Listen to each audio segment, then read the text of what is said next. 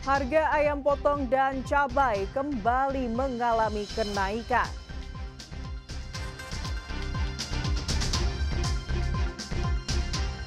Pelajar SMP Negeri 7 Kota Cirebon mengembangkan alat siram otomatis dari aliran listrik panel surya. Marc Marquez kembali membuktikan dominasinya di MotoGP San Marino 2025.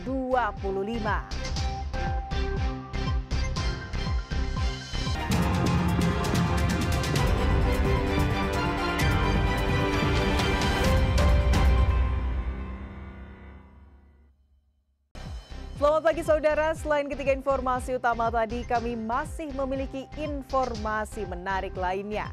Saya Fida Alatas akan menemani Anda dengan berita independen, terpercaya. Kita simak Kompas Jabar selengkapnya.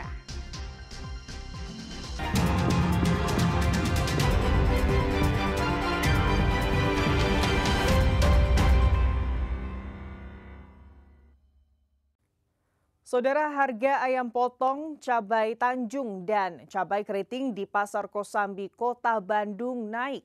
Harga cabai Tanjung menembus angka Rp85.000 per kilogram. Menurut pedagang, kurangnya pasokan dari para petani membuat cabai sulit didapatkan. Masyarakat dibuat pusing dengan harga ayam dan cabai yang mulai naik. Seperti di Pasar Kosambi Kota Bandung, harga ayam potong dijual hingga Rp42.000 per kilogramnya. Harga cabai Tanjung merah tembus di angka Rp85.000 per kilogram, naik Rp25.000 dari harga awal Rp60.000. Hal serupa juga terjadi pada cabai keriting merah. Dari awalnya harga Rp50.000, kini telah menembus Rp70.000 per kilogramnya. Menurut pedagang, kenaikan ini dipicu akibat kurangnya pasokan dari para petani akibat cuaca ekstrim yang melanda tanah air. Cabai Tanjung naik dari harga 60 sekarang 85. Cabai keriting dari 50 sekarang 70. Cuma itu yang naik juga. Kurangan kayaknya mau hujan nggak ada menurun sekarang. Kayak belinya. Iya biasa beli sekilo jadi setengah, yang setengah jadi seperempat. Kenaikan harga cabai di pasaran membuat emak-emak harus merogoh uang dapurnya lebih dalam. Mereka pun mengurangi porsi pembelian. Hasilnya kurang karena saya mah orang bersuami. Sekolah dikurangi, dan uang jajannya, belanja dan bekal sekolah.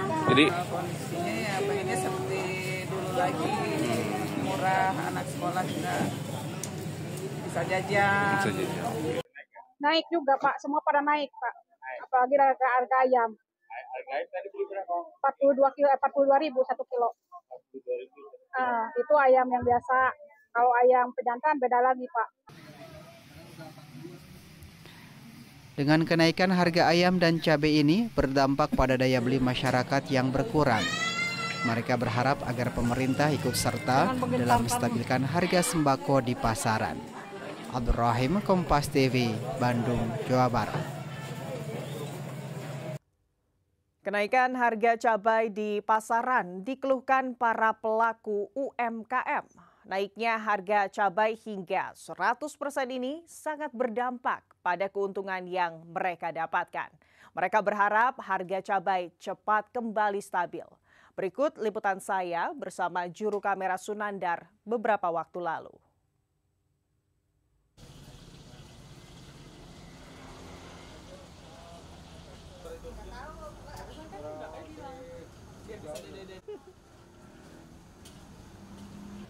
Saudara, sudah beberapa hari ini harga cabai di pasaran melambung tinggi. Naiknya harga cabai ini bisa sampai 50 hingga bahkan 100% dari harga sebelumnya.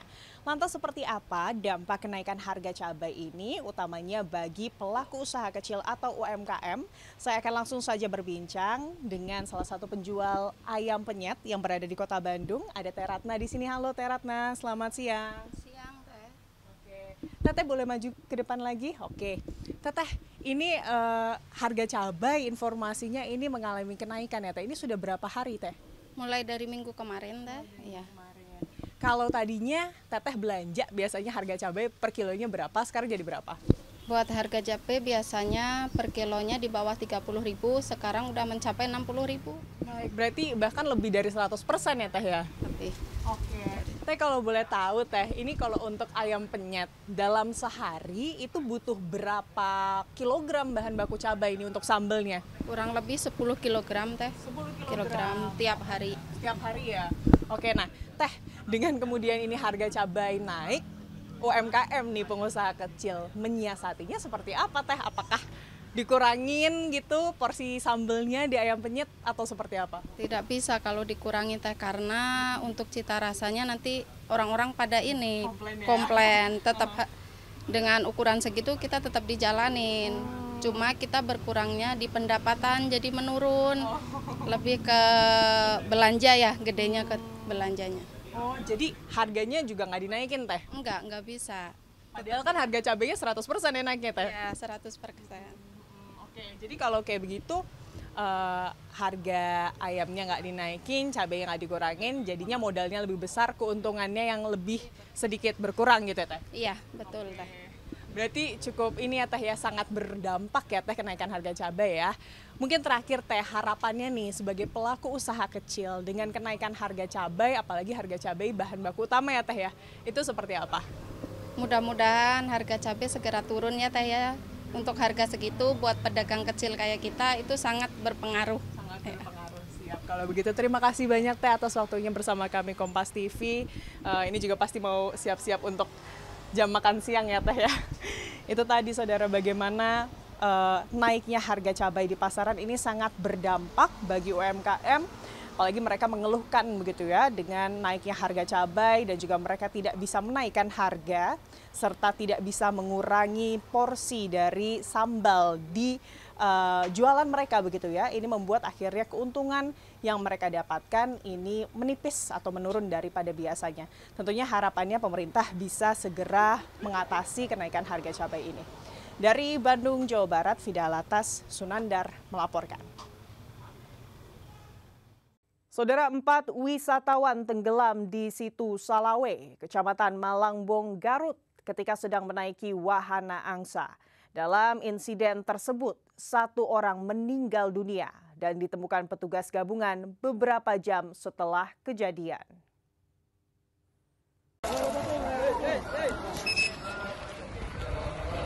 Inilah video amatir saat petugas gabungan melakukan pencarian terhadap korban tenggelam berinisial DW berusia 43 tahun. Warga desa Cibahayu, Kecamatan Kadipaten, Kabupaten Tasikmalaya, yang sebelumnya menaiki wahana angsa bersama keluarganya. Korban pun akhirnya ditemukan tewas oleh petugas gabungan dari tim Disdamkar Rescue, TNI, Polri, dan relawan setelah dilakukan pencarian selama berjam-jam. Wahana angsa tersebut diduga kelebihan muatan hingga akhirnya tenggelam beserta 4 korban, di mana 3 orang sebelumnya berhasil diselamatkan. Kepala Dinas Pemadam Kebakaran Garut, Basuki Eko bilang, pihaknya menerjunkan 1 unit rescue Mako dan 8 anggota dengan menggunakan perahu pancar untuk pencarian bersama tim lainnya, hingga akhirnya jasad korban ditemukan tewas. Dari sini kita membawa perahu karet. Jadi unit yang berangkat ke sana 1 pancar dari Malangbong. Jadi korban itu dalam perahu angsa itu ada 4 orang, yang terselamatkan 3 orang dan 1 orang meninggal dunia. 1 keluarga, untuk informasi 1 keluarga. Saudara, pelajar SMP Negeri 7 Kota Cirebon mengembangkan alat siram otomatis dari aliran listrik panel surya. Informasi selengkapnya akan hadir sesaat lagi.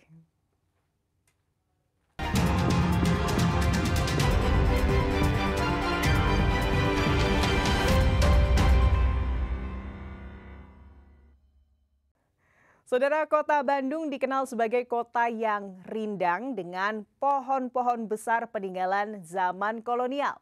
Salah satu pohon yang masih bertahan hingga kini adalah pohon asem. Pohon asem juga memiliki nilai sejarah dan manfaat bagi kehidupan masyarakat.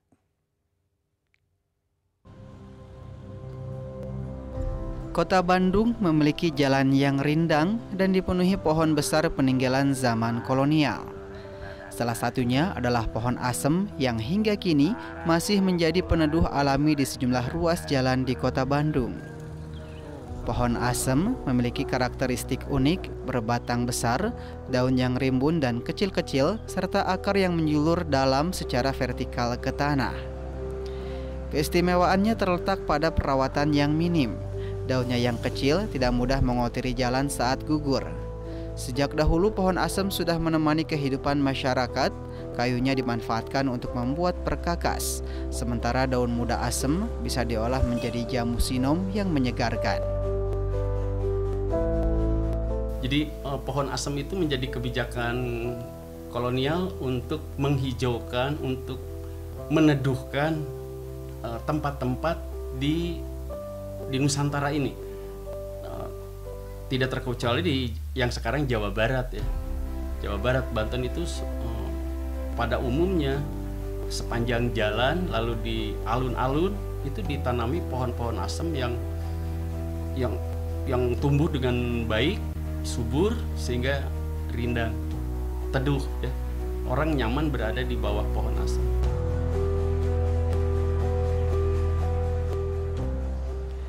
Kehadiran pohon ini tidak terlepas dari sejarah kolonial Hindia Belanda. Saat itu pohon asem ditanam secara massal untuk membuat suhu tropika Indonesia lebih sejuk. Jalur Pantura hingga Anyer Panarukan pada masa pemerintahan Dendels banyak dipenuhi oleh pohon asem.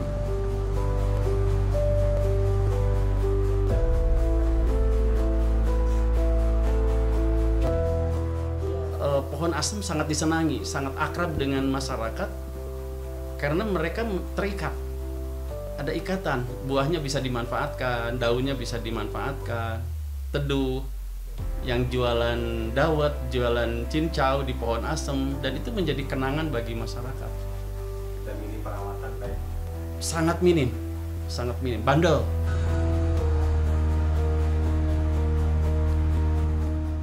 Hingga kini, warisan alam ini tetap menjadi bagian tak terpisahkan dari landscape Kota Bandung yang memberikan kedamaian dan kenyamanan bagi siapapun yang melalui jalannya. Tim Liputan Kompas TV, Bandung, Jawa Barat.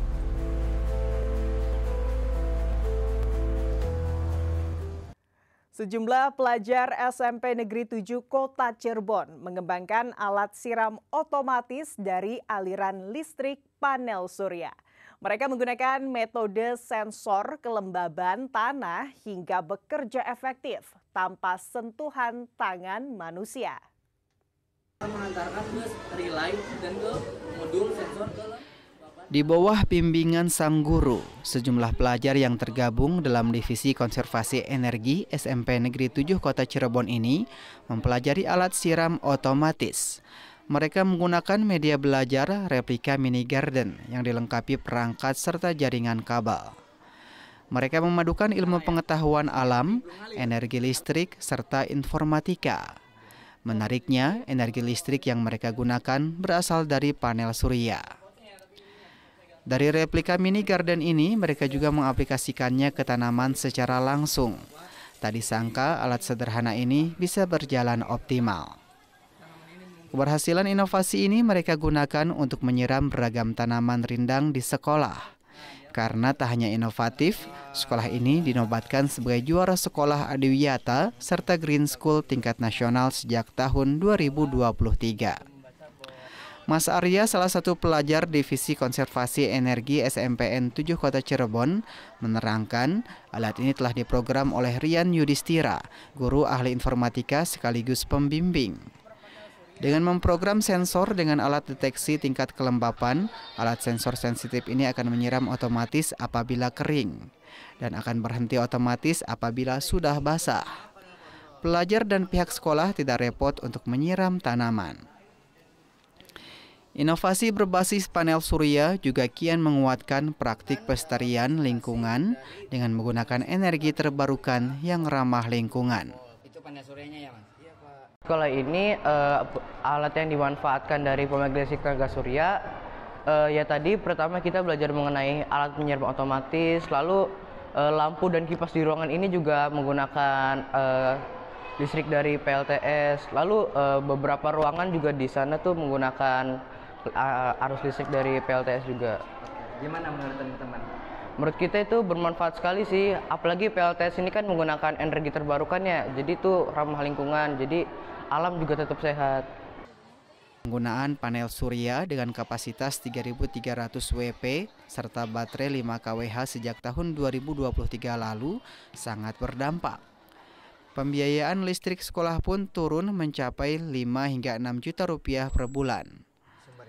Tak hanya untuk kebutuhan reguler, energi listrik dari panel surya juga dimanfaatkan untuk beragam sarana belajar, serta pengembangan inovasi yang berbasis energi terbarukan dan ramah lingkungan. Nah, kita ini sudah ada hampir kalau ruang kelas 33 kelas ditambah dengan ruang tata usaha, ruang wakasek, ruang guru dan lain-lain, ada di kisaran sekitar 40 ruangan kelas. Itu cukup menyedot biaya listrik yang luar biasa ya. Ketika belum ada panel surya ini, kita bisa membayar listrik antara 10 sampai 11 juta lah ya, 9 sampai 11 juta per bulan listriknya saja ya. Tapi dengan adanya panel surya ini turun Pak sekarang. Nah, ini sampai di kisaran angka 6 jutaan lebih atau 5 juta lebih gitu ya. Pertamina Hulu Energi Offshore Northwest Java memilih SMPN 7 Kota Cirebon sebagai sekolah energi berdikari. Pertamina memberikan sebanyak 12 solar panel dengan kapasitas 3.300 watt peak dan baterai 5 kWh. Penggunaan ini menurunkan biaya pengeluaran konsumsi listrik mencapai 40 hingga 50% setiap bulannya. Sejak tahun 2023 hingga saat ini, SMPN 7 Kota Cirebon terus mengembangkan inovasi. Mereka tidak hanya memanfaatkan untuk kebutuhan rutin, namun juga melahirkan kreativitas dan inovasi. Kita punya 2 program, Desa Energi Berdikari dan Sekolah Energi Berdikari. Jadi untuk Sekolah Energi Berdikari kita melakukan program itu di SMP 7 Cirebon ini yang alhamdulillah disupport secara langsung oleh Pertamina, dan kita pun melakukan monitoring terkait penggunaan yang alhamdulillah berhasil menurunkan konsumsi listrik sebesar kurang lebih 40% per bulannya. Aditya berharap SMPN 7 Kota Cirebon semakin mengembangkan inovasi dan pemanfaatan solar panel yang merupakan energi terbarukan dan ramah lingkungan. Muhammad Syahir Romdon, Kompas TV, Cirebon, Jawa Barat. Saudara, kerusakan terumbu karang di Laut Utara Karawang, Jawa Barat cukup parah. Hal tersebut disebabkan ulah manusia itu sendiri. Untuk kembali merehabilitasi terumbu karang, seorang nelayan berjuang untuk kembali melestarikan terumbu karang meski harus menerjang gelombang.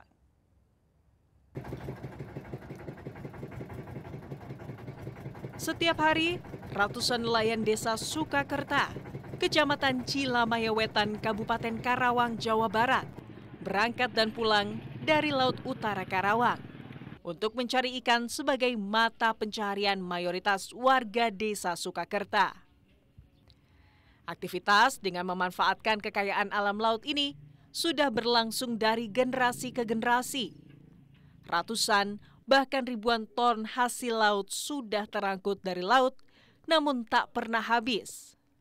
Namun, kondisi tersebut berubah saat manusia mulai serakah. Tepatnya sekitar tahun 1990, terumbu karang yang menjadi habitat ikan laut diburu oleh nelayan. Ketidakpahaman nelayan dan minimnya rasa syukur atas melimpahnya hasil tangkapan laut menjadi awal kerusakan terumbu karang di Laut Utara Karawang. Selain tetap mencari ikan, mereka juga melakukan penyelaman dengan alat selam tradisional mesin kompresor untuk mengambil terumbu karang dengan alat palu dan pahat. Meski dengan resiko cukup besar, yakni kelumpuhan dan kematian karena alat selam yang tidak standar, namun mereka tetap nekat memburu terumbu karang yang dijual dengan harga satu bongkah karang Rp3.000 hingga Rp5.000. Dalam seminggu, satu kelompok nelayan berjumlah 4 orang bisa mengumpulkan satu truk terumbu karang berdiameter sekitar 20 cm. Mereka tergiur dengan larisnya terumbu karang, bahkan bisa diekspor untuk pasar luar negeri tanpa menyadari dampak buruk berkepanjangan dan perburuan terumbu karang bagi mata pencaharian utama nelayan. Dama mulai mengajak nelayan lain untuk bersama-sama kembali merehabilitasi terumbu karang dengan membentuk komunitas Pandu Alam Sendulang. Tidak mudah usaha Dama mengajak nelayan untuk bersama-sama merehabilitasi terumbu karang. Tantangan tak hanya dari sulitnya mencari biaya, namun gelombang cibiran dan dianggap usaha sia-sia kerap kali datang dalam perjuangan Dama untuk merehabilitasi terumbu karang.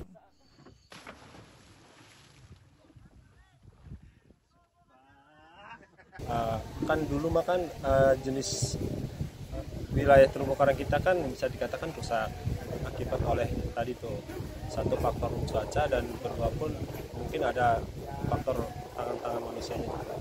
Nah, oleh karena itu kita sebagai generasi penerus kita bentuk organisasi kecil-kecilan yang berbasis dari masyarakat setempat untuk merehabilitasi terumbu karang yang rusak.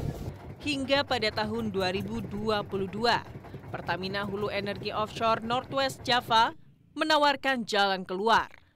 Berkolaborasi dengan warga setempat, salah satunya Dama. Mereka membentuk kelompok PAS atau Pandu Alam Sendulang, dibantu para peneliti IPB. Kelompok PAS mengemban 3 misi utama. Mengembalikan habitat terumbu karang melalui transplantasi, meningkatkan ekonomi melalui hasil tangkap ikan, dan membentuk ekosistem pariwisata sebagai alternatif mata pencaharian. Harapannya, wisata ini bisa jadi alternatif penghasilan bagi nelayan. Melalui program Otak Jawara atau Orang Tua Asuh Karang di Laut Utara Jakarta dan Jawa Barat, 2 mesin ini dijalankan. Di Surakarta, Otak Jawara dimulai sejak tahun 2022. Jauh sebelum itu, program serupa pernah dilakukan di Pulau Biawak, Indramayu pada kurun 2016 hingga 2018.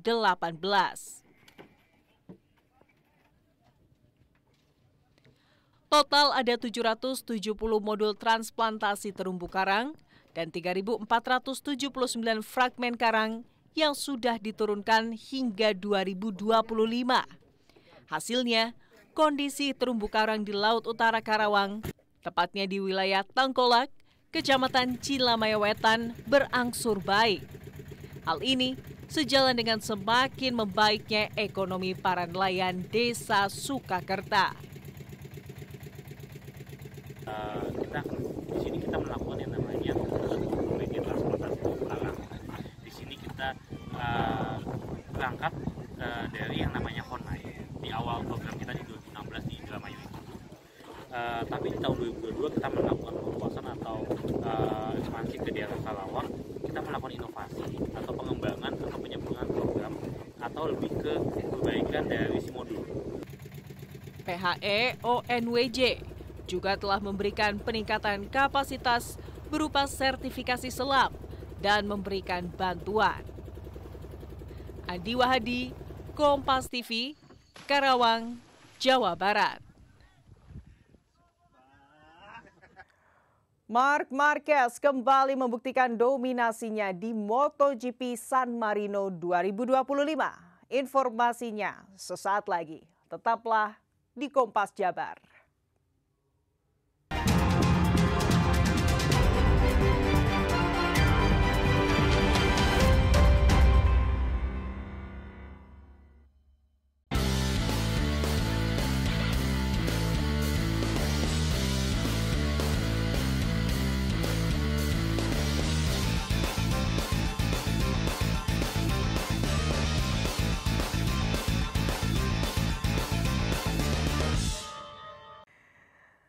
Saudara, Marc Marquez kembali membuktikan dominasinya di MotoGP San Marino 2025.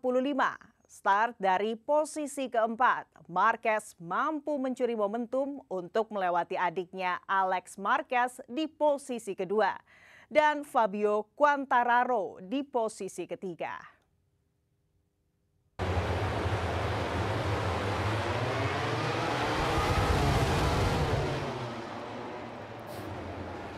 Marc Marquez kembali membuktikan dominasinya di MotoGP San Marino 2025. Start dari posisi keempat, Marquez mampu mencuri momentum untuk melewati adiknya Alex Marquez di posisi kedua dan Fabio Quartararo di posisi ketiga. Pebalap berjuluk Baby Alien itu terus membuntuti Marco Bezzecchi yang memimpin balap sejak start di posisi pertama. Marquez mampu menyalip Bezzecchi yang melebar pada lap ke-12. Dengan performa memukau, Marc Marquez sukses mempertahankan posisi terdepan hingga garis finish.